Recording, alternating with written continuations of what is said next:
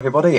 Today is day 4 of Stoic week, and today we will be talking, or this evening, we will be discussing Stoic mindfulness. Now, this was something that I very much appreciated last year when I did this as well, and the basic idea of this is introduced in the initial morning reflection exercise.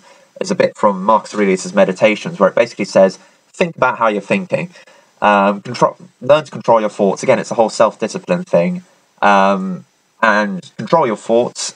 If you know what's going to cause you problems, then stop doing it. Now, this is quite difficult sometimes, obviously, because if your mind runs away like a train, sometimes like mine, it takes a bit of time to catch up.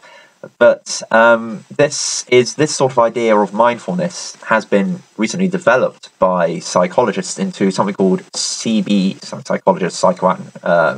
I forget. I'm probably ludicrously wrong. Anyway, the idea is CBT, cognitive behavioral therapy. The idea being, if you can control how you think and react to certain situations, you will be able to deal with them in a better way. And this is all sprung from a saying of Epictetus, which is, and I have it here, it is not the things themselves that disturb people, but their judgments about those things. And what that means is there's nothing inherently bad or wrong about any event in the world, theoretically. It is merely our reaction that has that impact upon our psyche. So sorry, when I say bad, I mean bad for the way we react to things. So, yeah, I guess the immediate question to that is, what does that mean that you can't do right or wrong? I think the way a Stoic would probably react to that would be, it's how you react that matters to an event. The event is out of your control, and what is in your control is what you can change.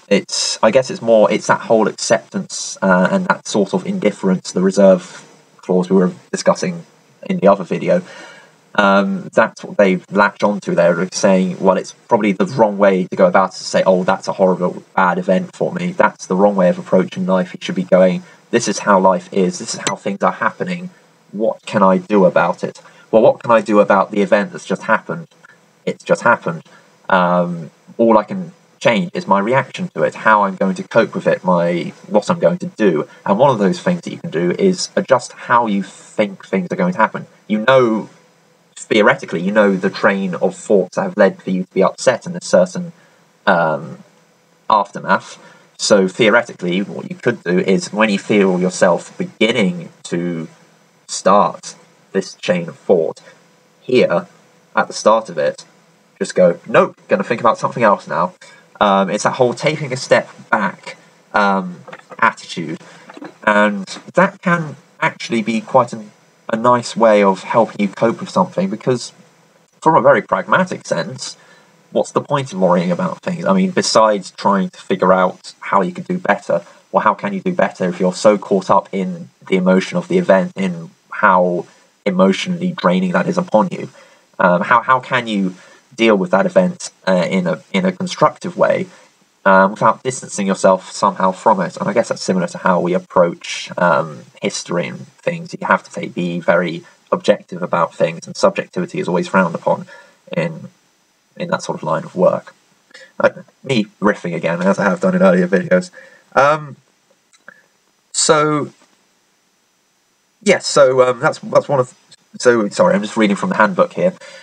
So Epictetus advises us to do 3 things when you return to the thoughts that have previously, caused you problems in the past. The first one is to figure out what it is that makes you upset about it, and remind that it's not the action that's causing the problem, it's your reaction to it that's causing the problem. So you need to internalize that, and again, taking a step back. Second one, this is interesting. How would the perfectly wise and virtuous person react to the situation? Now, I mean, for a Stoic, I suppose they'd go, oh, what would Marcus Aurelius do? What would Epictetus do in the situation? What would Seneca do? What would Cato do? what about us? What would we do? Well, I suppose you could go. What would Gandhi do? I think this is quite similar in some regards. It's a similar sort of approach in religions. I mean, you have all the bracelets saying, "What would Jesus do in this situation?" As that's the whole use of exemplar in an attempt to help guide you through life. And I guess that's what a lot of these sort of philosophies and disciplines teach us to do. I guess you could go with an elderly relative, a supervisor in academia, a learned professor, I don't know, all that sort of thing. And then the third thing Epictetus says is that you need to ask yourself what nature has given you, what strengths and resources you can draw from, what makes you capable of reacting to the situation. So, for example, I don't know, a plane crash has just happened and I need to cheer everyone up. What could I do? Well, I'm a brass musician, so I could construct some sort of small trumpet and try and cheer everyone up in certain ways. I don't know. It's not particularly helpful, but that's something that I could do that most other people probably wouldn't try to do. Now, the Stoic would then say, well, is that being constructed at all? And I'd probably say, not really, I should probably try and construct a shelter instead. So, bits and bobs like that. So that's Stoic mindfulness, and I think, again, a nice sort of way of how Stoics approach life and how you should deal with certain situations and how you should approach dealing with situations and doing good, being virtuous. This is summed up quite well in today's evening text for reflection. Again, this is from Marcus Aurelius' Meditations, and it says there are three types of people. There is one type of person who, whenever he has done a good deed to another, expects and calculates to have that favour repaid. So they're expecting good things from it. There is a second type of person who does not calculate in such a way, but who, nevertheless, deep within himself, regards the other person as someone who owes him just something, and he remembers that he has done the other person a good deed. Okay. Then there's the third type, and this is the type of person that Marcus Aurelius wants to emulate.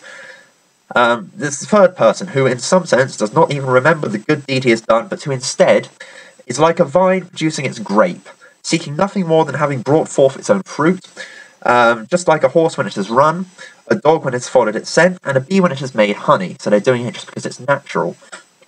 This man, having done one good deed well, does not shout it about, but simply turns his attention to the next good deed, just like the vine turns once again to produce its grape in the right season. So don't do good things because you expect a reward or a golden star or financial gain. Don't do it because somebody else expects it of you. Do something because it's natural for you to do that. Do it just for the sake of doing it. It's that being part of the cosmopolis again, being the best person you can be, doing well for the sake of doing good. I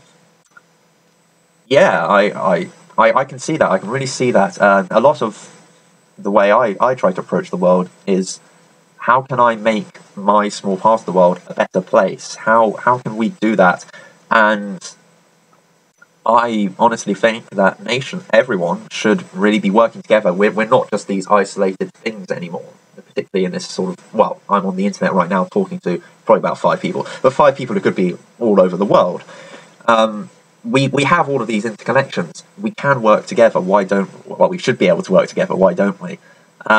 So yes, peace and harmony, I suppose. That's a nice way to end the Thursday. So what have we got on for tomorrow?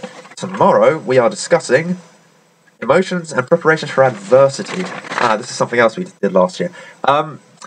Yes, tomorrow I'm travelling up to London as part of helping out with the event that's happening as part of Stoic Week. So today is probably my last video that's necessarily on time. Not that the other ones have been. So I will try and update as I can. I should hopefully have internet, and who knows, I might be able to do a video in my hotel room. I guess we'll find out tomorrow. So see you tomorrow.